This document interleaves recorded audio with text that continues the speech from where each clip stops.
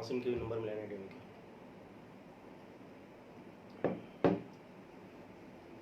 چالو ہوتی ہے.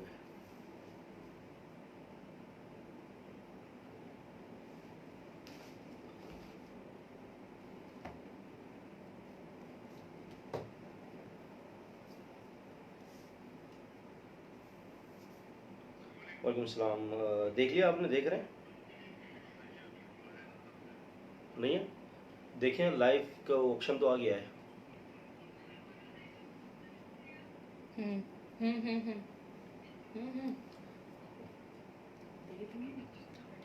کوئی بات نہیں، ٹھیک ہے، میں فون کر رہا ہوں آپ سے.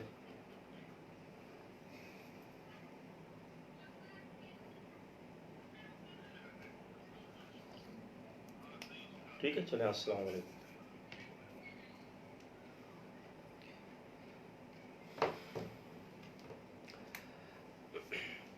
السلام علیکم ورحمۃ اللہ وبرکاتہ. ان الحمد للہ نحمده ونستعینه ونستغفره ونعوذ باللہ من شرور انفسنا ومن سیئات اعمالنا. من يهده الله فلا مضل له ومن يضلل فلا هادي له واشهد ان لا اله الا الله وحده لا شريك له واشهد ان محمدا عبده ورسوله. اما بعد فان خير الحديث كتاب الله وخير الهدي هدي محمد صلى الله عليه وسلم وشر الامور محدثاتها وكل محدثة بدعة وكل بدعة ضلالة وكل ضلالة في النار. اما بعد قد قال الله تعالى في كتابه كما ورد في سورة القمر بعد أعوذ بالله السميع العليم من الشيطان الرجيم من همزه ونفخه ونفثه ولقد يسرنا القرآن للذكر فهل من مدكر رب اشرح لي صدري ويسر لي أمري واحلل عقدة من لساني يفقهوا قولي. محترم ناظرین اکرام، عزیز طالب علموں، عزیز سامعین اکرام، السلام علیکم ورحمۃ اللہ وبرکاتہ. اللہ عز و جل وعلا کے فضل اور اس کی رحمتوں سے اور اسی کی دی ہوئی توفیق اور اس کے کرم سے ہم قرآن مجید کو سمجھنے کے لیے یہاں پر جمع ہیں، اور ہماری نیت ہے اللہ تبارک و تعالیٰ کے فضل سے یہی ہے کہ اللہ تعالیٰ کی رضا ہمیں حاصل ہو جائے اور اللہ تعالیٰ ہم سے راضی ہو جائیں، اور پوری امت کے لیے اللہ تبارک و تعالیٰ ہدایت کا فیصلہ فرما دیں. تفسیر قرآن یہ ایک بہت اہم ترین موضوع ہے.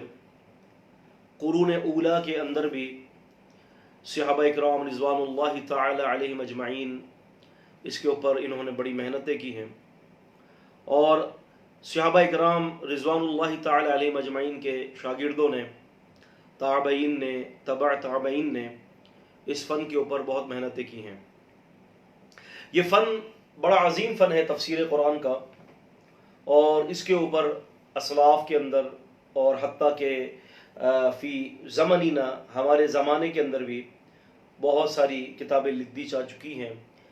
تفسیری حوالے سے، اس کے فن کے حوالے سے الاتقان فی علوم القرآن، اور اسی طرح سے مناحل العرفان اور دیگر کتب بڑی معروف ہیں.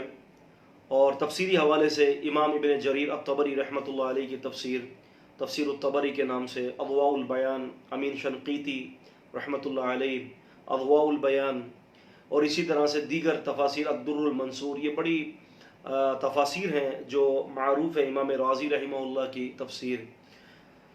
لہذا تفاسیر کے اندر بہت ساری باتیں منقول ہیں، اور تفسیر کے حوالے سے کہ جس فن کو سلف کے اندر بہت زیادہ پذیرائی ملی ہے، صحابہ اکرام نے خصوصی اس تفسیر کے حوالے سے بہت کام کیا ہے. اللہ تعالیٰ کی توفیق سے یہ جو دن آج سے ہم شروع کر رہے ہیں، آج کے ہماری جو گفتگو کا جو موضوع ہوگا وہ یہ ہوگا کہ جو ہم رمضان المبارک کے 19ویں روزے تک جو اللہ تعالیٰ کی توفیق سے ہم تفسیری نکات پر بات کریں گے، اور سورۃ البقرہ کو ہم نے مکمل کرنا ہے، کیونکہ سورۃ البقرہ کا جو چناؤ ہم نے کیا ہے اس کا سبب یہ ہے کہ اس سورت کے اندر بہت سارے احکامات موجود ہیں، اور سب سے بڑی بات یہ کہ یہود اور نصارہ اور جو ہے وہ امت مرحومہ جو پچھلی سابقہ امتیں تھیں اس کا بہت زیادہ مفصل تذکرہ سورۃ البقرہ کے اندر موجود ہے۔ اب عزیزان گرامی، اس کے ساتھ ساتھ اللہ عز و جل وعلا نے تحویل قبلہ ہو گیا، اور حیض کے مسائل ہو گئے، لین دین کے مسائل ہو گئے، تجارت کے مسائل ہو گئے، اور بہت سارے مسائل کو اللہ عز و جل وعلا نے یہ سورۃ البقرہ کے اندر جو ہے شامل فرمایا ہے۔ اور یہ اس طرح سے سورۃ البقرہ آپ جانتے ہیں کہ قرآن مجید کی سب سے بڑی مفصل سورت ہے یہ، اور قرآن مجید کی سب سے بڑی آیت بھی اسی کے اندر ہے۔ تو لہٰذا ہمارا یہ ارادہ ہے کہ اللہ تعالیٰ کی توفیق سے کہ یہ جو ہمارے پاس دن ہے تقریباً ایک مہینہ، رمضان مبارک کے 19ویں روزے تک جو ہے، ابھی سے لے کر 19ویں روزے تک یہ ہمارے پاس ایک مہینہ ہے، ہم کوشش کریں گے اللہ تعالیٰ کی رحمت سے کہ اس ایک مہینے کے اندر ہم سورۃ البقرہ کو سمجھیں، اس کے احکامات کو سمجھیں، اس کے اوپر جو مباحثات ہیں ان مباحثات کے اوپر، ان فروعات کے مسائل کے اوپر تفصیلی بات کریں گے، اور انشاءاللہ تعالیٰ ہم کوشش کریں گے کہ جب یہ سارے مسائل طلاق کے، عدت کے، ایلا کے اور اس قسم کے جو جتنے بھی بیعوں کے جو مسائل ہیں، تجارت کے جو مسائل ہیں، انشاءاللہ ہم کوشش کریں گے کہ ائمہ اربعہ کی جگہ پر ہم جو ہے وہ اس موقف کو جو ہے وہ آپ کے سامنے پیش کریں کہ جو موقف راجح ترین ہے، کیونکہ قبر کے اندر ہم سے یہ سوال نہیں کیا جائے گا کہ امام ابو حنیفہ رحمہ اللہ کے نزدیک کیا عمل صحیح تھا، امام شافعی رحمہ اللہ کے نزدیک کون سا عمل صحیح تھا، امام احمد بن حنبل رحمۃ اللہ علیہ کے نزدیک کون سا عمل صحیح تھا، امام مالک رحمۃ اللہ علیہ کے نزدیک کون سا عمل صحیح تھا، بلکہ ہم سے جس بارے میں پوچھا جائے گا وہ یہ ہوگا کہ رسول اللہ صلی اللہ علیہ وسلم کی دی ہوئی تعلیمات کے مطابق آپ نے اپنی زندگی بسر کی کہ نہیں کی۔ نعم، وَهَذِهِ مَحِمَّةٌ جِدًّا، یہ ایک بہت ضروری اور بہت اہمیت والا قاعدہ ہے، اور اسی کے اوپر ہم نے بات چیت کرنی ہے اور اسی پر محنت کرنا ہے کہ دین اسلام، شریعت، کتاب اور سنت کی روشنی میں ہم نے تفسیر قرآن مجید کی سورۃ البقرہ کو سمجھنا ہے۔ ابتدا سے قبل کچھ قانون اور کچھ چیزیں آپ کے سامنے انشاءاللہ تعالی میں بیان کرتا چلوں کہ بہت سارے اس کے اندر جو چیزیں ہیں اور جو ہمارا منہج کیا ہوگا، یعنی اس تفسیر کی دراسات کے اندر جو ہے منہجی جو میرا منہج ہے وہ کیا ہوگا، میں کس منہج سے آپ کو پڑھاؤں گا۔ تو ذہن میں رکھیں کہ سب سے پہلی جو بات ہے وہ یہ ہے کہ ہمارا جو منہج ہوگا وہ یہ ہوگا کہ ہم کوشش کریں گے کہ قرآن مجید کی جو تفسیر ہے وہ قرآن مجید اور حدیث کے ذریعے ہو، یعنی شروط التفسیر جو ہے، جو ہماری جو تفسیر کی جو شروط ہے وہ یہ ہے کہ تفسیر القرآن بالقرآن والحدیث، یعنی قرآن مجید کی جو تفسیر ہوگی وہ قرآن مجید اور حدیث کے ساتھ ہوگی۔ بعض حضرات نے، بعض لوگوں نے اور بعض مفسرین نے انہوں نے کیا کیا ہے کہ قرآن مجید کی تفسیر کے لیے ایسے قاعدے جو ہے وہ وضع کیے ہیں کہ جس کا ثبوت نہیں ہے، لم یثبت عن النبی صلی اللہ علیہ وسلم، کہ وہ قاعدے، وہ قواعد نبی علیہ السلام سے ثابت نہیں ہیں۔ وہ کیا ہے کہ جی پہلے نمبر پہ قرآن دیکھنا ہے، اگر قرآن میں اس کی تفسیر نہ ہو تو پھر حدیث دیکھنی ہے، حدیث میں تفسیر نہ ہو تو پھر صحابہ کے عمل کو دیکھنا ہے، صحابہ کے عمل کے اندر نہ ہو تو پھر لغت دیکھنی ہے، اور بہت ساری چیزیں جو علماء نے ذکر کیا ہے اور بہت سارے لوگوں نے اس کو ذکر کیا ہے، لیکن جو ہماری جو تفسیر کا جو اسلوب ہوگا وہ اس سے مختلف ہوگا۔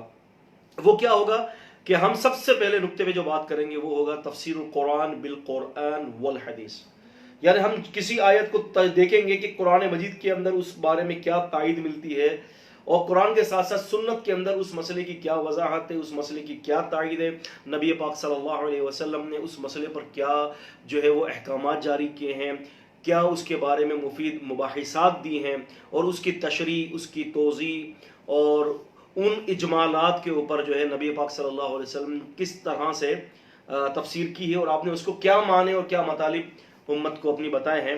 پھر اس کے ساتھ ساتھ ہم نے یہ دیکھنا ہے کہ اگر تفسیر القرآن بالقرآن اور حدیث کے اندر اگر بالفرض ہمیں اس بارے میں کوئی چیز نہ مل سکی تو ہم کوشش کریں گے کہ ہم صحابہ اکرام رضوان اللہ تعالی علیہم اجمعین کے اقوال کے ذریعے یا آپ کی جو تفسیری نکات ہیں ہم اس کے ذریعے جو ہے سمجھنے کی کوشش کریں گے، جیسے کہ سیدنا ابن عباس ہو گئے، سیدنا ابن مسعود ہو گئے، اور اسی طرح زید بن ثابت ہو گئے، اور دیگر صحابہ اکرام، ابن عمر ہو گئے، امی عائشہ ہو گئیں رضوان اللہ تعالی علیہم اجمعین، ان سے جو تفصیلی نکات ہیں امہات المومنین سے یا دیگر صحابہ اکرام رضوان اللہ تعالی علیہم اجمعین سے، تو پھر ہم اس کے اوپر انشاءاللہ تعالی بحث کریں گے، اور ہم انشاءاللہ تعالی قریب کوشش کریں گے کہ ہم ان تفسیری نکات کے حوالے سے کچھ لغت کے ذریعے بھی ہم کچھ مباحثات کریں گے، کیونکہ عربی لغت جو ہے یہ بہت ضروری ہے، اور قرآن مجید کے قاعدوں کو بسا اوقات اور اس کے معنی کو سمجھنے کے لیے عربی لغت کا سہارا بھی لینا چاہیے۔ لیکن یہ ساری چیزیں، یہ عربی لغت کا سہارا، یہ بات کی بات ہے، سب سے پہلے ہم نے یہ دیکھنا ہے کہ قرآن مجید کی آیت کے بارے میں پیغمبر کائنات نبی کریم صلی اللہ علیہ وسلم نے اس کی کیا تفسیر کی ہے، اس کی کیا تبیین کی ہے، اور اس کے بارے میں کیا آپ سے نے بیان کیا ہے۔ ہم اپنے ان دلائل کو اور ہم اپنی اس نکات کے اوپر مزید آگے بڑھتے ہوئے آپ کے سامنے کچھ باتیں میں رکھنا چاہتا ہوں۔ تفسیر القرآن بالقرآن، جیسے کہ قرآن مجید کی تفسیر بسا اوقات قرآن مجید کے اندر موجود ہوتی ہے۔ اگر آپ قرآن مجید کا مطالعہ کریں تو قرآن مجید نے تفسیری نکات کے حوالے سے خود بسا اوقات ایک آیت کی تفسیر دوسری آیت کرتی ہے۔ اس کی مثال یہ ہے کہ سورۃ الفاتحہ جو ہے، اس کے اندر اللہ عز و جل وعلا فرماتے ہیں، اعوذ باللہ من الشیطان الرجیم، صراط الذین انعمت علیہم، صراط راستہ، الذین ان لوگوں کا، انعمت کہ آپ نے، تو نے انعام کیا، علیہم ان پر، راستہ ان لوگوں کا اے اللہ ہمیں دکھا دیجئے کہ جن پر آپ نے انعام کیا۔ اب یہ سورۃ الفاتحہ جو موجودہ ترتیب کے اعتبار سے یہ آپ یہ سمجھ لیں کہ پہلی سورت کی یہ آیت ہے کہ ہمیں راستہ ان کا بتائیے کہ جن پر آپ نے انعام کیا ہے۔ اب اس تفسیر کے حوالے سے قرآن مجید نے سورۃ النساء میں سورہ نمبر 4 کی آیت نمبر 69 میں اس آیت کی تفسیر کرتی ہے۔ وہ کیا ہے؟ اللہ تعالیٰ فرماتے ہیں کہ وَمَن يُطِعِ اللَّهَ وَرَسُولَ، جو اللہ اور اس کے رسول کی اطاعت کرے گا، فَأُولَئِكَ، پس یہ وہ یہی لوگ ہوں گے، مَعَ الَّذِينَ أَنْعَمَ اللَّهُ عَلَيْهِمْ، ان لوگوں کے ساتھ ہوں گے کہ جن پر اللہ نے انعام کیا، من النبیین والصدیقین والشہداء والصالحین وحسن اولئک رفیقا، کہ یہی وہ لوگ ہیں کہ جن پر اللہ نے انعام کیا۔ کون انعام یافتہ لوگ؟ سب سے پہلے فرمایا نبی، دوسرے نمبر پر فرمایا صدیقین، تیسرے نمبر پر فرمایا شہداء، اور چوتھے نمبر پر فرمایا کہ صالحین، فرمایا کہ وحسن اولئک رفیقا، یہ بہت اچھے آپس میں رفیق ہیں، یہ بہت اچھے آپس میں دوست ہیں، رفیق ہیں۔ تو پتہ یہ چلتا ہے کہ صراط الذین انعمت علیہم سے مراد کون لوگ ہیں؟ یہ چار کیٹیگریز ہیں، انبیاء علیہم الصلاۃ والسلام، صدیقین والشہداء والصالحین رحمہم اللہ تعالی، یہ وہ لوگ ہیں کہ جن پر اللہ نے انعامات کی بارشیں برسائی ہیں۔ تو عزیزان قدر، محترم طالب علموں، اللہ تبارک و تعالی جو ہے اس بات کی وضاحت فرماتے ہیں کہ انعام یافتہ کون لوگ ہیں۔ پھر اس کے بعد اللہ تبارک و تعالی نے اور بھی مقامات کے اوپر بہت ساری ایسی آیتوں کا نزول فرمایا کہ جس کی تفسیر اللہ تعالیٰ خود قرآن مجید کے اندر کر دیتے ہیں، اور بسا اوقات ایسی بھی آیات ہوتی ہیں کہ ان آیات کو سمجھنے کے لیے اور ان آیت کی اجمالاً جو اللہ پاک نے ذکر فرمایا ہے اس کی تفسیر کے لیے، اس کی تبیین کے لیے، اس کی توضیح کے لیے ہمیں سنت کو دیکھنا پڑے گا۔ پہلی بات کو اس کو سمجھ لیں کہ یہ صحابہ کرام رضوان اللہ تعالی علیہ اجمعین کا طریقہ تھا کہ جب وہ قرآن مجید کی کسی آیت کے اندر جو ہے وہ جو ہے ان کو افہام نہیں ہوتا، اس کی تفہیم نہیں ہوتی، اور اس کے بارے میں وہ جو ہے اس مسئلے کو انڈرسٹینڈ نہیں کر پاتے، قرآن مجید کی کسی آیت کو یا کسی لفظ کو یا اس کے نکلتے ہوئے کسی نتیجے کو، تو وہ قرآن مجید کی اسکیم پر عمل کرتے ہوئے نبی کریم صلی اللہ علیہ وسلم کی طرف رجوع کیا کرتے تھے۔ نعم، قد قال الله تعالى في كتابه كما فرض في سورة النساء يا أيها الذين آمنوا أطيعوا الله وأطيعوا الرسول وأولي الأمر منكم فإن تنازعتم في شيء فردوه إلى الله ورسول۔ اللہ تعالیٰ فرماتے ہیں کہ ایمان والو، اللہ اور اس رسول کی اطاعت کرو، اور جو اولو الامر ہوں، اولو الامر کی اطاعت معروف طریقے سے، کیونکہ اس کے عطف جو ہے اللہ اور اس رسول کی طرف لوٹا دیا گیا ہے۔ فرمایا کہ اگر تمہارے درمیان، یعنی تمہارے اولو الامر کے درمیان اور تمہارے درمیان یا کسی اور کے اور تمہارے درمیان کسی بات کا تنازع ہو جائے، جھگڑا ہو جائے، فردوہ الی اللہ ورسول، تو اس تنازع کو اللہ اور اس کے رسول کی طرف لوٹا دو۔ اگر تم اللہ اور آخرت پر ایمان رکھتے ہو تو تم اس مسئلے کو اللہ اور اس کے رسول کی طرف لوٹاؤ۔ اس کا انجام ذالک خیر و احسن التأویل، یہ بہت انجام کے اعتبار سے یہ لوٹانا اللہ اور رسول کی طرف مسئلے کو بہترین ہوگا۔ تو صحابہ اکرام اس اسکیم پر عمل کرتے تھے۔ مثال کے طور پر قد انزل اللہ تعالی هذه الآیہ كما ورد في سورة الانعام الذين آمنوا ولم يلبسوا ایمانهم بظلم اولئک لهم الامن وهم مهتدون۔ اللہ تعالیٰ نے قرآن مجید سورہ انعام سورہ 6 کی آیت نمبر 82 میں ایک آیت نازل کی کہ وہ لوگ جو ایمان لائے اور انہوں نے اپنے ایمان میں ظلم کو نہیں ملایا، یہی لوگ امن پر ہیں اور ان کے لیے ہدایت ہے، ہدایت یافتہ لوگ ہیں اور یہی لوگ امن میں ہیں۔ اولئک لهم الامن، ان کے لیے امن ہے اور یہی لوگ ہدایت پر ہیں۔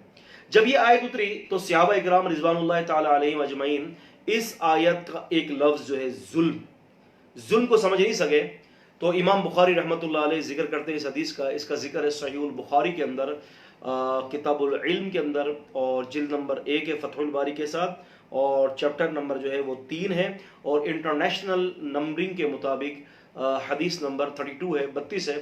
رسول اللہ صلی اللہ علیہ وسلم کے ان صحابہ نے نبی علیہ الصلوۃ والسلام سے کہا کہ اللہ کے رسول، ہم میں سے کون ایسا ہے کہ جس نے اپنے اوپر ظلم نہ کیا ہو؟ اللہ کے رسول صلی اللہ علیہ وسلم نے جب یہ بات سنی تو آپ صلی اللہ علیہ وسلم نے فرمایا کہ یہ وہ ظلم نہیں ہے، الذین آمنوا ولم یلبسوا ایمانہم بظلم اولئک لهم الامن وهم مہتدون، کہ جو ظلم تم سمجھتے ہیں، رسول اللہ صلی اللہ علیہ وسلم فرماتے ہیں کہ یہ تو وہ ظلم ہے جو لقمان نے اپنے بیٹے سے وصیت کی تھی، یا بنی لا تشرک باللہ ان الشرک لظلم عظیم، اے میرے بیٹے شرک مت کیجیے گا کیونکہ شرک ظلم عظیم ہے۔ رسول اللہ صلی اللہ علیہ وسلم نے اس ظلم کے معنی کی تفسیر کر دی، جو قرآن مجید نے ظلم کا لفظ استعمال کیا اس کی تفسیر کر دی کہ اے میرے بیٹے ظلم مت کرنا، ظلم شرک عظیم ہے۔ نبی علیہ السلام فرماتے ہیں کہ ظلم سے مراد یہاں شرک ہے۔ تو پتہ چلتا ہے کہ قرآن مجید کی تفسیر کے حوالے سے جو ہے ہمیں اس بات کو ذہن میں رکھنا چاہیے کہ حدیث کے ذریعے جو ہے وہ اس کی تفسیر ہو۔ یہ ذکر فرمایا ہے کہ کہتے ہیں کہ فَإِنَّ عَيَّكَ ذَلِكَ فَعَلَيْكَ بِالسُّنَّةِ، شیخ الاسلام ابن تیمیہ رحمۃ اللہ علیہ فرماتے ہیں کہ سنت کے حوالے سے اور اس کی تفسیر کے حوالے سے کہتے ہیں کہ تمہارے اوپر جو ہے یہ لازمی ہے کہ تم سنت کے فہم کو حاصل کرو۔ پھر فرماتے ہیں کہ فَإِنَّا شَارِحَةٌ لِلْقُرْآنِ وَمُوَضِّحَةٌ لَهُ، کیونکہ یہ جو حدیث جو ہے نا یہ قرآن کی شرح ہے اور اس کی وضاحت ہے۔ وَهَذَا ظَاهِرٌ بَيِّنٌ فَإِنَّ السُّنَّةَ بَيَانٌ لِلْقُرْآنِ فَإِنَّ السُّنَّةَ، یقیناً یہ سنت جو ہے بیان للقرآن، یہ قرآن مجید کا بیان ہے۔ یہ کون فرما رہا ہے؟ یہ ابن تیمیہ رحمۃ اللہ علیہ اپنی کتاب کے اندر اصول تفسیر کے مقدمے میں یہ فرماتے ہیں۔ اب مثال کے طور پر اس کے حوالے سے ہمیں یہ بات ذہن میں رکھنی ہے کہ حدیث قرآن مجید کی آیت کی تفسیر کرتی ہے۔ میں مثال دیتا ہوں اس کی، بلکہ شیخ الاسلام ابن تیمیہ رحمۃ اللہ علیہ نے بھی اس کے کافی سارے اس کے اوپر ڈیٹیل دی ہے۔ الاول منہا، اس کی جو پہلی بات ہے وہ یہ ہے کہ مثال کے طور پر قرآن مجید کے اندر یہ ذکر ہے غیر المغضوب علیہم ولا الضالین۔ اب یہ المغضوب علیہم اور الضالین یہ لوگ کون ہیں؟ من ہم، کون ہیں وہ لوگ؟ حدیث کے اندر اس بات کے بارے میں آتا ہے، جیسا کہ صحیح بخاری کے اندر حدیث ہے اور امام ابن حاتم رحمۃ اللہ علیہ نے اپنی تفسیر کے اندر جلد نمبر 1 اور صفحہ نمبر 31 میں ذکر کیا ہے۔ کہتے ہیں کہ المغضوب علیہم سے مراد الیہود ہیں اور الضالین سے مراد النصارى ہیں۔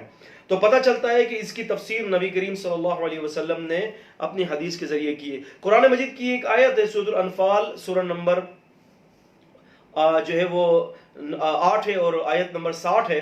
فرمایا وَأَعِدُّوا لَهُم مَّا اسْتَطَعْتُم مِّن قُوَّةٍ، کافروں کے مقابلے میں اپنی قوت کو تیار رکھو۔ پیغمبر علیہ الصلوۃ والسلام فرماتے ہیں کہ الا ان القوة، کہ فرمایا کہ سنو جو یہ جو قوت جو ہے یہ رمی یعنی تیر اندازی کے اندر ہے، یعنی جہاد کی مشقیں کرنے میں نبی علیہ السلام فرماتے ہیں تیر اندازی کے اندر یہ قوت موجود ہے۔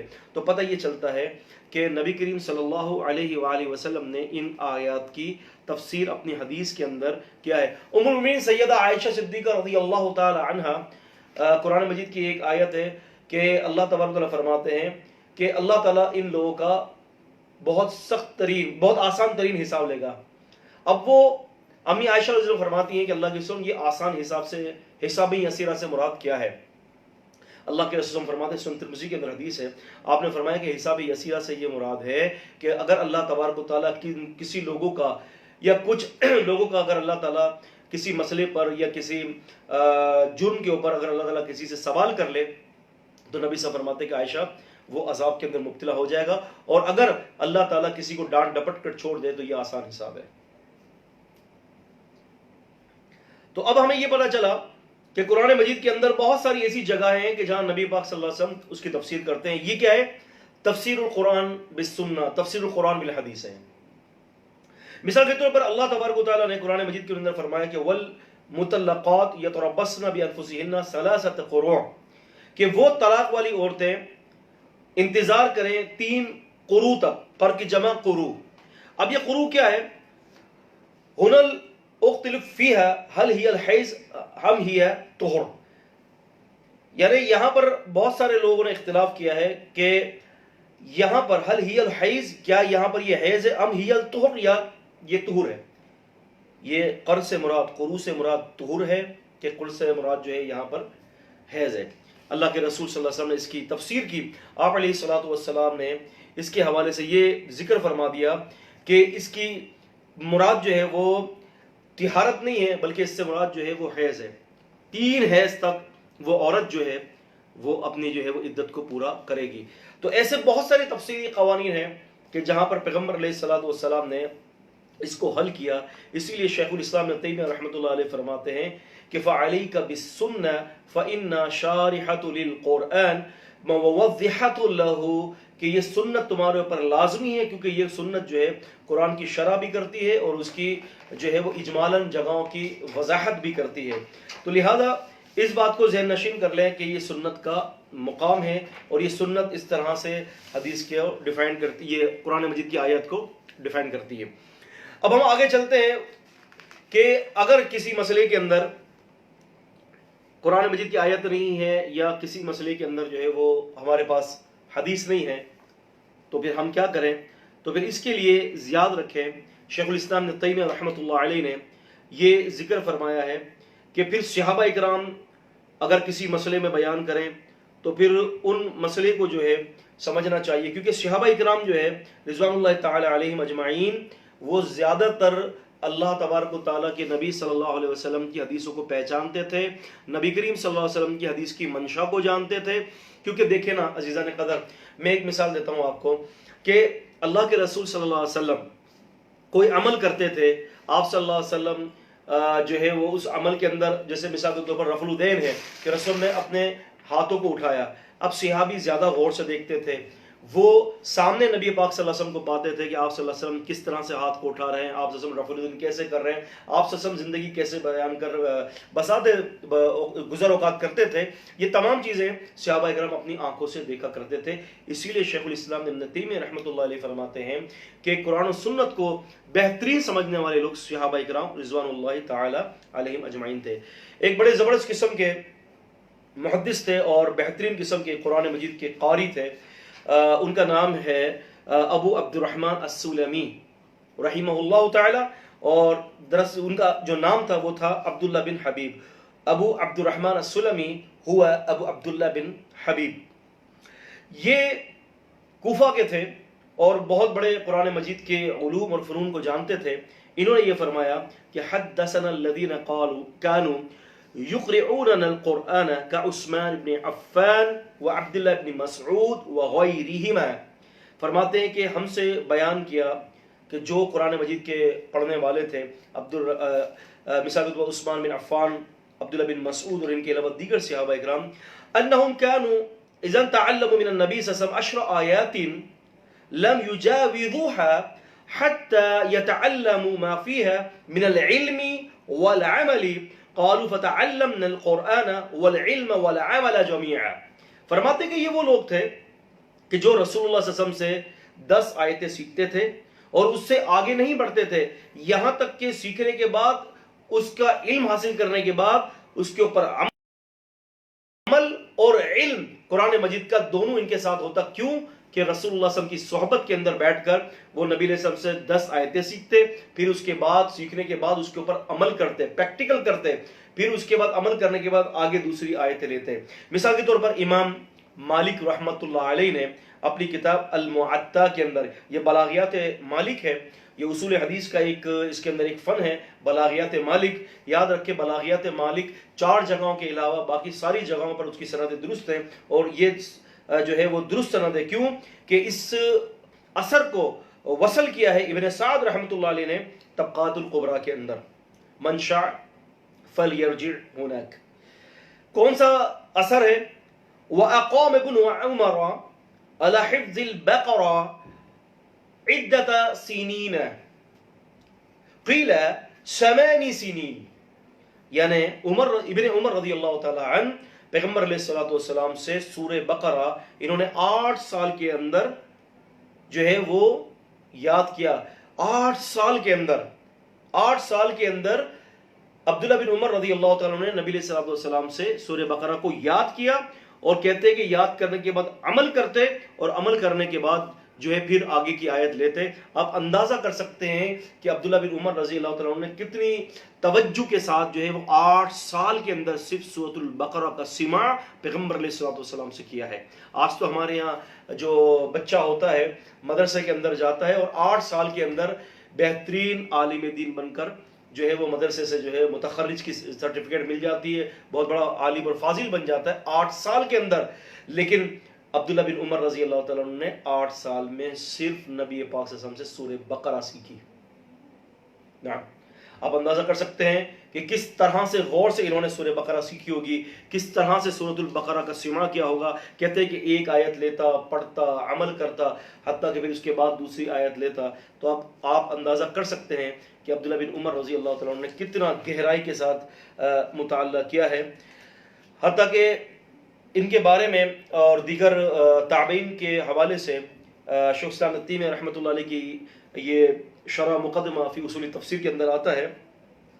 کہتے ہیں کہ جناب علی کما قال مجاہد، امام مجاہد رحمۃ اللہ علیہ فرماتے ہیں ارست المصحف علی ابن عباس رضی اللہ تعالی عنہما او يقف عند كل آیہ منه واسأله عنها. رواہ ابن جریر الطبری رحمۃ اللہ علیہ فی تفسیرہ وکما رواہ واخرجہ الطبرانی رحمۃ اللہ علیہ فی معجم الکبیر. ترجمہ یہ ہے، امام مجاہد رحمۃ اللہ علیہ مفسر فرماتے ہیں ارست المصحف علی ابن عباس، میں نے ابن عباس کے سامنے قرآن پیش کیا، یعنی قرآن جو ہے وہ میں ان کے سامنے پڑھتا تھا. اور فرماتے کہ ہر آیت کے بارے میں عند کل آیہ منہ واسأل عنہ، میں ہر آیت پر رکتا تھا اور ابن عباس رضی اللہ تعالی عنہ سے ہر آیت کے بارے میں سیکھتا تھا اور سمجھتا تھا. اسی لیے امام الثوری رحمۃ اللہ علیہ، امام الثوری من هو سفیان بن سعید بن مسروق الثوری ابو عبداللہ من کبار ائمۃ المسلمین. امام الثوری رحمۃ اللہ علیہ،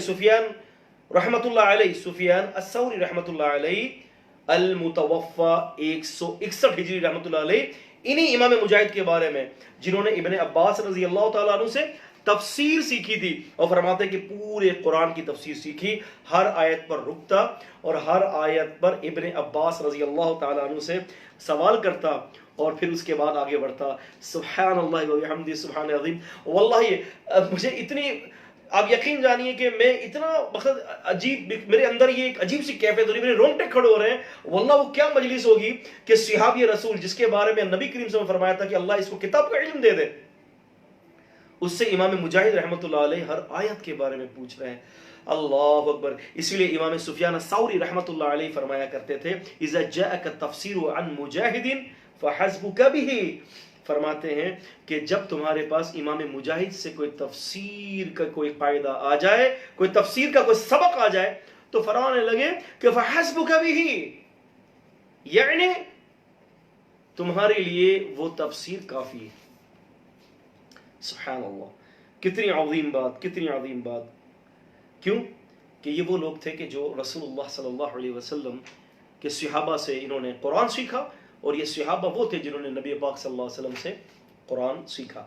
تو یہ قاعدہ میں نے اس لیے بتایا کیونکہ آج کی جو ہمارے جو یہ جو کلاس جو ہے انشاءاللہ یہ قواعد اور ضوابط پر ہی ہوگی. پھر اس کے بعد انشاءاللہ کل سے ہم سورۃ الفاتحہ سے ہم شروع کریں گے اور انشاءاللہ تعالیٰ پھر مزید ہم اپنی تفسیر کو آگے بڑھائیں گے، کیونکہ یہ اصول بہت ضروری ہے. اس کو سمجھے بغیر میں نہیں سمجھتا کہ آگے بڑھا جائے، کیونکہ محترم عزیزوں میرا خصوصی موضوع جو ہے وہ زیادہ تر اصول تفسیر بھی ہے، لیکن زیادہ تر جو میرا موضوع ہے وہ ہے اصول حدیث ہے.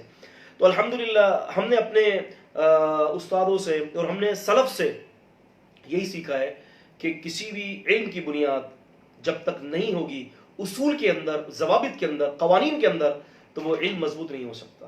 اسی لیے میں آپ کے سامنے یہ مباحثات جو مفید مباحثات ہیں میں آپ کے سامنے رکھ رہا ہوں اللہ تعالیٰ کی توفیق سے. تو یہ پتہ چلا ہمیں ان باتوں سے کہ صحابہ کی تفسیر بھی جو ہے اگر حدیث کے اندر اس کی قرآن مجید اور حدیث کے اندر اگر تفسیر کا کوئی معاملہ نہیں ہے یا اس کے بارے میں کوئی نشاندہی نہیں ہے تو پھر ہمیں کیا کرنا چاہیے؟ پھر ہمیں جو ہے رسول اللہ صلی اللہ علیہ وسلم کے صحابہ اکرام رضوان اللہ تعالی علیہم اجمعین کی تفسیر کی طرف جو ہے مراجعت کرنی چاہیے کہ صحابہ اکرام نے اس کے بارے میں کیا فرمایا اور اس کے بارے میں صحابہ اکرام نے کیا حکم دیا. اب ایک اور بات میں یہاں پر ذیلی یہ بات کہتا چلوں جو کہ یہ بھی بہت ضروری ہے، شیخ الاسلام ابن تیمیہ رحمۃ اللہ علیہ نے اس کو ذکر کیا ہے. عزیزان کرام وہ یہ ہے کہ بنی اسرائیلی واقعات سے ہمیں کس قدر ہمیں حجت کو لینا چاہیے اور کیا بنی اسرائیلی واقعات سے کیا ہم کسی چیز کو اخذ کر سکتے ہیں. ابن تیمیہ رحمۃ اللہ علیہ اس کو 3 انواع کے اندر تقسیم کرتے ہیں. والاسرائیلیات ذکر شیخ الاسلام ابن تیمیہ رحمۃ اللہ علیہ انہا 3 انواع کہ اس کی 3 اقسام ہیں، اور جو شارح ہیں وہ یہ کہتے ہیں کہ والصحیح انہا 4 کہ صحیح بات یہ ہے کہ اس کی 4 اقسام ہیں. اچھا کون سے اقسام ہیں؟ پہلی بات یہ ہے کہ ہم کسی چیز کو بنی اسرائیلی روایات میں خصوصاً کعب بن احبار جن کا نام کعب بن ماطع تھا، کعب بن ماطع کے نام سے بھی مشہور ہیں، انظر فی الاصابہ ابن حجر عسقلانی رحمۃ اللہ علیہ. تو اس کے اندر یہ ہے کہ جی جناب علی اگر وہ بنی اسرائیلی روایات سے کوئی ایسی بات آ جاتی ہے کہ جو ہماری شریعت کے مخالف نہیں ہے، کسی نصوص کے یا کسی حکم کے، تو فَهَذَا لَا بَأْسَ بِرِوَایَتِهِ تو ان کی اس روایت میں لینے میں کوئی مسئلہ نہیں ہے. دوسرے قسم کا وہ ہے کہ مثال کے طور پر کہ کوئی ایسی بات آ رہی ہے کہ جو عقائد اور اخبار اور انبیاء علیہ السلام عن القتب یا کتابوں کے حوالے سے ہو اور ہم اس کو یہ دیکھ رہے ہیں کہ وہ ہماری شریعت کے خلاف ہو تو ہمیں اس کی بات کو نہیں ماننا. تیسری قسم کی یہ چیزیں ہیں کہ مثال کے طور پر ہم دیکھیں کہ کوئی چیز ایسی بنی اسرائیل کی طرف سے آتی ہے کہ جس کے بارے میں رسول صلی اللہ علیہ وسلم نے یہ حکم دیا ہے کہ اگر بنی اسرائیل کی طرف سے کوئی بات ایسی آ جائے کہ جس کے اندر ہماری شریعت خاموش ہے، نہ اس کی تکذیب کر رہی ہے نہ اس کی تصدیق کر رہی ہے، تو پھر ہمیں بھی ان مسائل کو اوپر خاموش رہنا ہے. خاموش رہنے سے ہرگز مراد یہ نہیں ہے کہ آپ عوام تک پھیلاتے جائیں، جیسے کہ ہم دیکھتے ہیں نا کہ آج جو یہ بہت سارے ایسے خطیب حضرات ہیں جنہوں نے دین اسلام کے علم کو سیکھا نہیں ہے، بس سنی سنائیں کر کے لمبی لمبی تقریریں کرتے رہتے ہیں جو ہے. تو لہٰذا عزیزان گرامی ایسے لوگ تو سلف صالحین کے اندر بھی تھے جو بگاڑ جنہوں نے پیدا کیا. ایک روایت آتی ہے، البتہ وہ سند کے اعتبار سے ہے تو موضوع، وہ ایسا تھا کہ وہ ضعیف روایت ہے وہ سند کے اعتبار سے، لیکن ایک واقعہ ہے. امام احمد بن حنبل رحمۃ اللہ علیہ اور غالباً ان کے ساتھ ایک اور دوسرے محدث تھے، یہ دونوں محدث جو ہے وہ ایک جگہ پر گئے تو ایک آدمی روایت بیان کر رہا ہے اور کہتا ہے کہ میں جو یہ روایت بیان کر رہا ہوں یہ امام احمد بن حنبل رحمۃ اللہ علیہ کے حوالے سے جو ہے وہ بیان کیا گیا. اب امام احمد بن حنبل رحمۃ اللہ علیہ کے نام لے کر وہ خطیب بیان کر رہا تھا اور امام احمد بن حنبل اور دوسرے جو محدث تھے یہ دونوں ایک دوسرے کا منہ دیکھ رہے تھے. تو امام احمد بن حنبل رحمۃ اللہ علیہ جب مجلس ختم ہوئی تو امام احمد بن حنبل رحمۃ اللہ علیہ فرماتے ہیں کہ یہ جو روایت جو تم سنا رہے ہو یہ کس سے سنی ہے؟ تو کہتا ہے کہ امام احمد بن حنبل رحمۃ اللہ علیہ سے سنی ہے. تو امام احمد بن حنبل رحمۃ اللہ علیہ نے فرمایا کہ احمد بن حنبل تو میں ہوں. تو اس شخص نے اتنا بڑا دھوکہ دیا امام احمد بن حنبل کو، کہتا ہے کہ کیا پوری دنیا کے اندر احمد بن حنبل ایک آپ ہی ہو، کوئی اور نہیں ہے؟ میں تو کسی اور احمد بن حنبل کی بات کر رہا ہوں. تو اس قسم کے دھوکے سے بچنے کے لیے اگر بنی اسرائیلی روایت ایسی ہوں کہ جس پہ نہ ہماری شریعت تصدیق کر رہی ہے نہ تکذیب کر رہی ہے تو اس کو بیان کرنے کی ضرورت نہیں ہے. چوتھا قاعدہ وہ ہے کہ مثال کے طور پر کوئی ایسی چیز ہو کہ جو عقل صریح کے خلاف ہو، جو بنی اسرائیلی روایت کے اندر بیان کی جا رہی ہو اور عقل سری کے خلاف ہو تو اس کو بھی بیان کرنے کی ضرورت نہیں ہے. صرف بنی اسرائیلی روایت تفسیری مقدمے کے حوالے سے اور تفسیری حوالے سے ہم وہاں بیان کریں گے کہ جس کو اللہ کے رسول صلی اللہ علیہ وسلم نے یہ قرآن مجید یا حدیث نے اس کی تصدیق کی ہو, تو پھر ہم وہ بنی اسرائیلی روایت جو ہے ہم اس کو بیان کر سکتے ہیں. وگرنہ بنی اسرائیلی روایت ہم نے بیان کرنے کی کوئی ضرورت نہیں ہے, کیونکہ ہمارے لیے کتاب اور سنت کافی ہے. حسبنا کتاب اللہ, کتاب اللہ المراد ہنا قرآن والحدیث, ہمارے لیے اللہ کی کتاب اور نبی پاک صلی اللہ علیہ وسلم کی سنت کافی ہے. تو یہ باتیں تھی چند جو میں نے آپ کے سامنے ذکر کی ہیں. اس کے علاوہ عزیزان گرامی, ہم جو ہے تفسیر کے حوالے سے کچھ باتیں ذہن نشین رکھیں گے, اور وہ باتیں بھی ہمارے لیے بہت زیادہ سمجھنا ضروری ہے, کیونکہ تفسیری قاعدے کے حوالے سے گرامر کا التزام اور بہت ساری ایسی چیزیں ہوتی ہیں کہ جو کئی مفسرین اس بات کا خیال نہیں رکھتے, لیکن کوشش کریں گے کہ ہم اپنی تفسیر کے اندر ان باتوں کا خیال رکھیں, ان ترجموں کا خیال رکھیں, تاکہ یہ ہے کہ ترجمہ جو ہے وہ کما حق کرنے کی کوشش کریں. مثال کے طور پر عربی زبان کے اندر کچھ صیغہ مبالغہ ہوتا ہے, یعنی صیغہ مبالغہ کا ترجمہ. کچھ عربی زبان کے اندر مبالغے کے صیغے ہوتے ہیں. فار ایگزامپل مثال کے طور پر قادر ہے اور قدیر اور عالم اور علیم, اس میں فرق ہے کیونکہ اس میں ایک مبالغے کا صیغہ ہے. اب وہ فرق کیا ہے, کئی مفسرین اس کو ذکر نہیں کرتے, کئی مترجمین اس کو ذکر نہیں کرتے. اس کے اندر فرق کیا ہے, جو مبالغے کا صیغہ ہے قدیر, اس کا مطلب قادر قدرت والا, اور قدیر ہے کہ معنی پوری طرح قدرت رکھنے والا. تو ہم اس بات کا بھی اپنی تفسیر کے اندر خیال رکھیں گے. عربی جگہ کے اندر حروف تاکید عربی زبان کے اندر آتی ہے قرآن مجید کے اندر, اور بہت سارے الفاظ استعمال ہوتے ہیں حروف تاکید کے لیے. مثال کے طور پر ان, لام تاکید, نون تاکید وغیرہ. تو انشاءاللہ تعالی ہم اپنے ترجموں کے اندر ہم ان تاکیدی الفاظ کے بھی ترجمہ اور معنی کے اعتبار سے ہم محاورتاً انشاءاللہ تعالی قرآن مجید کی آیت کا ترجمہ کریں گے. تیسری بات ہے تنوین. عربی میں تنوین بہت سے معنی کے لیے استعمال ہوتا ہے, مثلا تنکیر کے لیے, تعظیم کے لیے, تحقیر وغیرہ کے لیے. اور انشاءاللہ ہم کوشش کریں گے کہ تنوین جہاں جس معنوں میں ہو کوشش کریں گے کہ اس کا صحیح طریقے سے ترجمہ کریں. مثال کے طور پر فی قلوبہم مرض, عام مفسرین نے اور عام مترجمین نے ترجمہ کیا ان کے دلوں میں مرض ہے, لیکن یہ یہاں پر جو مرض جو ہے نا, یہ تنوین کا فائدہ یہاں نہیں دے رہا اس ترجمے میں. آپ دیکھیں کئی سارے آپ قرآن اٹھائیں یہی ترجمہ ہوگا کہ ان کے دلوں میں مرض ہے, جبکہ یہاں پر یہ صحیح ترجمہ نہیں ہو رہا, کیونکہ تنوین کا مطلب یا جو تنوین ہے مرضن, اس کے اندر ایک حکمت ہے. وہ کیا ہے؟ ترجمہ یہ بنے گا کہ ان کے دلوں ہی میں ایک بیماری ہے. تو لہٰذا ہم اس کا خیال رکھیں گے. اس کے علاوہ مثال مفعول مطلق ہے, عربی زبان میں تاکید کے لیے فعل کے بعد مصدر لایا جاتا ہے. عام طور پر اس کا ترجمہ محاورہ کرنا بسا اوقات مشکل ہو جاتا ہے, اور یا بہت سارے لوگ چھوڑ دیتے ہیں اس کا ترجمہ. مثلا وَكُلَّ شَيْءٍ فَصَّلْنَاهُ تَفْصِيلًا, اور ہر چیز ہم نے اسے کھول کھول کر بیان کر دیا, یہ ترجمہ ہوتا ہے. لیکن ہم یہ بیان کریں گے ہر چیز ہم نے اس کو کھول کھول کر بیان کیا اور خوب کھول کر بیان کیا. یہ کیا ہے؟ مفعول مطلق تاکیدی کلمات کے اندر اس طرح سے استعمال ہوگا. من کا استعمال, من کے معنی بھی بہت سارے ہوتے ہیں قرآن مجید کے اندر. مثلا بیان کے لیے بھی استعمال ہوتا ہے, بعث کے معنی کے لیے, جیسے تاکید کے لیے بھی استعمال ہوتا ہے, تعلیل وغیرہ کے لیے بھی استعمال ہوتا ہے, اور ہم اس کا خوب خیال رکھیں گے من کے معنی کا. اس کے علاوہ ان زائدہ, یہ ان زائدہ کہلاتا ہے.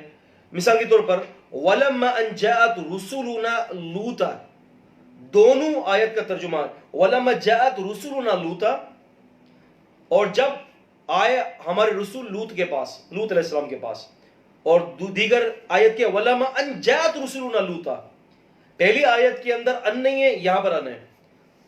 ترجمہ کیا ہے؟ اور جب ہمارے بھیجے ہوئے لوط کے پاس آئے, یعنی ہمارے رسول فرشتے. اب اس کے مفہوم کو مد نظر رکھتے ہوئے اس کا ترجمہ کیا ہوگا؟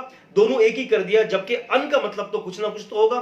اللہ پاک نے بے فائدہ تو ذکر نہیں کیا, تو اس کا ترجمہ ہوگا اور جیسے ہی ہمارے بھیجے ہوئے لوط کے پاس آئے.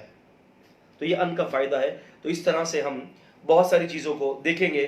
با زائدہ کا فائدہ بھی ہم دیں گے انشاءاللہ. بعض اوقات نفی کے بعد با آتی ہے, جو نفی کی تاکید کے لیے ہوتی ہے، عام طور پر ترجمے کا اس میں خیال نہیں رکھا جاتا. مثال کے طور پر وَمَا هُمْ بِمُؤْمِنِينَ، سورہ بقرہ سورہ نمبر 2 کی 8ویں آیت ہے. اس کے اندر ترجمہ کیا کیا جاتا ہے؟ اور وہ مومن نہیں ہے. اس کا ترجمہ یہ، حالانکہ وہ ہرگز ایمان والے نہیں ہیں. کیونکہ با لفظ جو ہے یہاں پر کیا ہے؟ با زائدہ ہے، تاکید کے لیے بھی ہوتا ہے، ہرگز وہ ایمان والے نہیں ہیں. تو انشاءاللہ ہم اس بات کا بھی خیال رکھیں گے. الف لام کا مفہوم. الف لام عربی زبان میں کئی معنوں کے لیے آتا ہے. مثلا تعریف کے لیے آتا ہے، تخصیص کے لیے آتا ہے، استغراق کے لیے آتا ہے، جنس کے لیے آتا ہے، عہد وغیرہ کے لیے آتا ہے. جیسے کہ ہم پڑھتے ہیں الحمدللہ رب العالمین. بہت عرصے پہلے کی بات ہے کہ بالکل ابتدائی دور تھا ہمارا طالب علمی کا. ابھی بھی الحمدللہ ہم طالب علم ہیں، اور اللہ پاک مرتے دم تک طالب علم ہی رکھے. طالب علمی کا بالکل ابتدائی دور تھا. تو ایک صاحب نے ترجمہ الحمدللہ رب العالمین کا یوں پڑھایا: ال کے معنی خاص، ہم کے معنی تعریف، لی معنی لیے، اللہ معنی اللہ، یعنی خاص تعریف ہے اللہ کے لیے. تو ہم نے ان سے کہا کہ جی یہاں پر استاد جی ال کا مطلب یہاں خاص کے لیے نہیں ہوگا، بلکہ یہ الف کا مطلب یہاں پر ہے تمام قسم کی تعریف ہے. کیوں کہ یہاں پر استغراق بھی آ رہا ہے، اور یہ استغراق بھی ہے اور تخصیص بھی ہے. الحمد للہ، تمام تعریف اللہ کے لیے ہیں. تو الف لام کا مفہوم ہم انشاءاللہ تعالی سمجھیں گے. تعریف کے لیے بھی آتا ہے، تخصیص کے لیے بھی آتا ہے، استغراق کے لیے بھی آتا ہے، جنس کے لیے بھی آتا ہے، عہد کے لیے بھی آتا ہے. تو انشاءاللہ جیسے جیسے جو موقع ہوگا، جس جس جگہ پر ہماری سورہ بقرہ کے اندر اس قسم کے لفظ آئیں گے، تو انشاءاللہ ہم وہاں پر کوشش کریں گے کہ ان الفاظوں کو بیان کریں.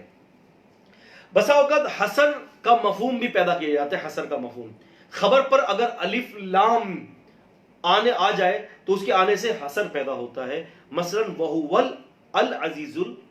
العزیز الغفور، اور وہ سب پر غالب اور بے حد بخشنے والا ہے.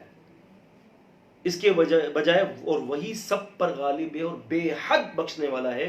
یہاں پر یہ ترجمہ زیادہ معقول ہے، اور بہت سے لوگوں اس کا جو ہے خیال نہیں رکھتے. لہٰذا یہ چند باتیں تھیں جو آپ کے سامنے کی گئی ہیں. اس کے علاوہ ایک اور قاعدہ بھی ذہن میں رکھیں کہ الفاظ کے زائد حروف کا بھی ہم انشاءاللہ اپنی تفسیر کے اندر لحاظ رکھیں گے. لفظ میں بعض حروف کے اضافے میں معنی بدل جاتا ہے. مثلا نزلہ کا معنی ہے نزلہ وہ اترا، نزلہ، اور انزلہ کا مطلب ہے کہ معنی ہے اس نے اتارا. اور بعض اوقات طلب یا دوسرے معنی پیدا ہو جاتے ہیں. اگر حروف کے اضافے کے باوجود معنی ایک ہی ہو تو معنی میں زیادتی مراد ہوتی ہے. مثلا یسخرون اور یستسخرون، دونوں کا معنی مذاق اڑانا ہے، لیکن لفظ کی زیادتی جو تا کی زیادتی ہے یہاں پر یسخرون اور یستسخرون، جب تا کی زیادتی ہے تو اضافے سے معنی یہاں کچھ اور بنتا ہے. وہ کیا ہے؟ وہ خوب مذاق اڑانے والے ہیں. تو ہم انشاءاللہ تعالی اپنی تفسیر کے اندر ان تمام باتوں کو خوب یاد رکھیں گے، اور انشاءاللہ تعالی ہم اپنی تفسیر کے اندر ان باتوں کو ملحوظ رکھیں گے. اس کے علاوہ میں اپنے تمام جتنے بھی میرے سامعین ہیں، جو ناظرین ہیں، میں ان سے گزارش کروں گا کہ کل کی جو کلاس انشاءاللہ اسی وقت ہوگی، ہمارے پاکستانی ٹائم کے مطابق جو ہے 9:30 بجے. تو آپ لوگ اپنے ایک رجسٹر ایک بنا لیں اور ایک قلم آپ لے لیں، اور رجسٹر اور قلم آپ جیسے کوئی نکات میں آپ کو بتاؤں، آپ نے اس کو فوراً رقم کر لیا. کیونکہ دوسرا پارہ جب ہمارا شروع ہوگا نا، تو آپ اندازہ کریں کہ دوسرے پارے کے اندر اتنے احکامات ہیں، اور اس کے اندر میں آپ کے سامنے اختلاف بھی بیان کروں گا کہ علماء کے درمیان کیا کیا اختلاف ہے، اور راجح موقف کوشش کروں گا راجح موقف بیان کرنے کی. اور بسا اوقات انشاءاللہ تعالی ہم اپنی تفسیر کے اندر ایک بڑے سنہرے اصول بھی لائیں گے. وہ کیا ہے؟ وہ یہ ہے کہ بسا اوقات تفسیری بیان کرنے کے اندر اگر کوئی روایت ضعیف ہوگی تو انشاءاللہ ہم کوشش کریں گے کہ آپ کو اسماء اور رجال کے معمولی قاعدے، یعنی بالکل باریک قاعدے، ہلکے پھلکے قاعدے کی جو آپ کو یاد ہو جائے، اس کے ذریعے ہم آپ کو انشاءاللہ تعالی اس کی نشاندہی بھی کریں گے کہ کس رجال کی کتاب کے اندر یہ ہے. کیونکہ الحمدللہ میری یہ کوشش ہوتی ہے کہ میں تفسیر پڑھاتے کے ساتھ ساتھ بہت سارے علوم اور فنون جو ہے اپنے طالب علموں کو ٹرانسفر کروں. اس کے ساتھ ساتھ جو ہے ہماری تفسیر کے اندر مذاہب کا بھی ذکر ہوگا اور قادیانیت کا بھی ذکر ہوگا. بلکہ انشاءاللہ تعالی امید ہے کہ سورہ فاتحہ کے بعد جب ہم سورہ الف لام میم سورہ بقرہ شروع کریں گے تو وہاں پر قادیانیت کے جو ہے وہ تذکرہ ہوگا، اور اس کے مکمل طور پر رد کرنے کے حوالے سے میں آپ کو قرآن مجید کی بہت ساری آیتیں بھی دوں گا انشاءاللہ.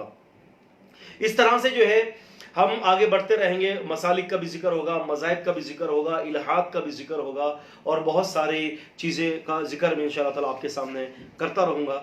تو یہ کیا ہوگا کہ ہماری تفسیری نکات کے حوالے سے جو ہے انشاءاللہ الرحمن جو ہے آپ کے سامنے یہ باتیں آتی رہیں گی۔ کوشش کریں کہ اور ساتھیوں کو بھی لائیں اور دوستوں کو بھی جمع کریں۔ کل انشاءاللہ تعالیٰ 9:30 بجے سے لے کر 10:30 بجے تک جو ہے آپ کے انشاءاللہ تعالیٰ یہ پروگرام چلتا رہے گا۔ باقی انشاءاللہ آپ ہمارے آفیشلی پیج کے اوپر آپ جائیں گے تو وہاں پر 031 کا یعنی زوم کا ایک نمبر ہے، جو میرے شاگرد ہیں فضیلت الشیخ عاصم افضل حفظہ اللہ تعالی وبرعہ، تو ان کا وہاں نمبر ہے۔ اگر آپ کو کوئی بات سمجھنی ہو یا آپ کو کوئی مسئلہ ہو تو آپ ان کو واٹس اپ کر سکتے ہیں، وہ نمبر ہماری آفیشیلی پیج پر ہے، آپ ان کو واٹس اپ کیجئے۔ انشاءاللہ تعالی ہم ایسا کریں گے کہ اگلی کلاس کے اندر جو کل کی کلاس ہوگی، اگر آج آپ کے کوئی سوالات جو کوشچنز ہوں گے تو ہم انشاءاللہ تعالی اپنی بات کی کلاس کے اندر ان کو سوالات کے جوابات دیں گے، اور ہم انشاءاللہ تعالی آپ کو 10 سے 15 منٹ سوالات کے جوابات کے بھی دیں گے۔ اور مزید کلاس آگے بڑھتی چلی جائے گی تو بہت ساری چیزیں آپ کے سامنے آئیں گی، بلکہ انشاءاللہ تعالی آپ یاد کریں گے کہ یہ بھی کوئی تفسیر تھی، ورنہ تو آپ جانتے ہیں تفسیر یہی ہوتی ہے زیادہ تر کہ ایک آیت پڑھا دی، بس ترجمہ کر دیا اور تھوڑا سا بتا دیا اور آگے چل گئے۔ ہم ایسا نہیں کریں گے، اللہ تعالیٰ کی توفیق سے ہم آپ کے سامنے اس تفسیر کو بہت باریک طریقے سے اس کی لغت کے اندر بھی لے جائیں گے، اس کے معنی کے اندر، اس کے مطالب کے اندر کوشش کریں گے کہ اس کا شان نزول اگر کوئی ہے تو وہ بیان کریں، کوشش کریں اس کے بارے میں کیا فرمایا، اس کے بارے میں مسلک کیا ہے، مسالک کیا ہیں، فرق کیا ہیں، بہت ساری باتیں انشاءاللہ آپ کے سامنے پیش کی جائیں گی۔ اللہ تعالیٰ سے دعا ہے اللہ تعالیٰ جو ہے ہمیں کتاب اور سنت کا فہم عطا فرمائے، اسے سمجھنے کی توفیق عطا فرمائے، اللہ تعالیٰ ہم سب سے راضی ہو جائے۔ اقول قولی ھذا استغفر اللہ لی ولکم ولسائر المسلمین۔ السلام علیکم ورحمۃ اللہ وبرکاتہ۔